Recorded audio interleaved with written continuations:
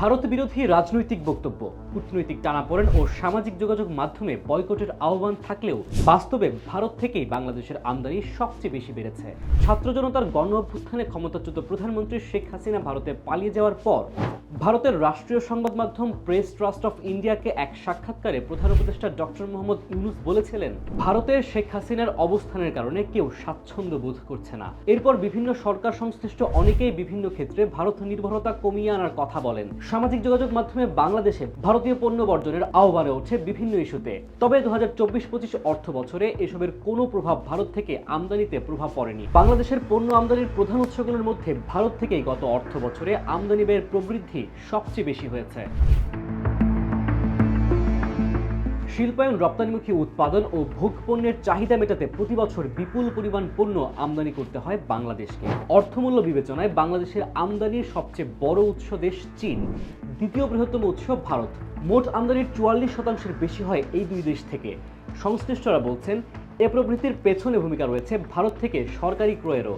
2025 সালে ট্রান্সশিপমেন্ট সুবিধা বাতিল, স্থলবন্দর ভিত্তিক আমদানি রপ্তানি সীমাবদ্ধকরণ, কাঁচা পাট ও সুতা রপ্তানি আমদানিতে বিধিনিষেধের মতো ঘটনায় দুই দেশের টানাপোড়েন কূটনীতি ও রাজনীতির গণ্ডি ছাড়িয়ে বাণিজ্য ও অর্থনীতিতেও ছড়িয়ে পড়ে।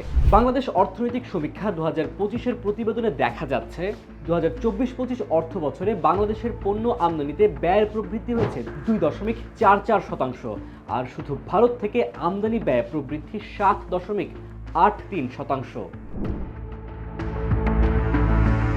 আমদানি ব্যয় নিয়ে অর্থনৈতিক সমীক্ষায় বলা হয়েছে, মোট পণ্য আমদানি মূল্যের ভিত্তিতে 2024-25 অর্থ বছরে চীন থেকে সর্বোচ্চ আমদানি করা হয়, যা দেশের মোট আমদানির 30.2%।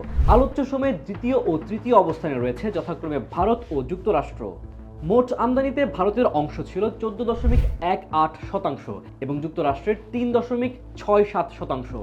তৈরি পোশাক, টেক্সটাইল, বিদ্যুৎ উৎপাদন, নির্মাণ ও ভোক্তা বাজার, দেশের সব খাতই কোনো না কোনোভাবে আমদানির উপরই নির্ভরশীল। অর্থনীতিবিদদের মতে, আমদানি নির্ভরতা কমাতে স্থানীয় শিল্পে সক্ষমতা বাড়ানো ও আমদানির উৎস বৈচিত্র্যকরণ এখন সময়ের অন্যতম গুরুত্বপূর্ণ চ্যালেঞ্জ।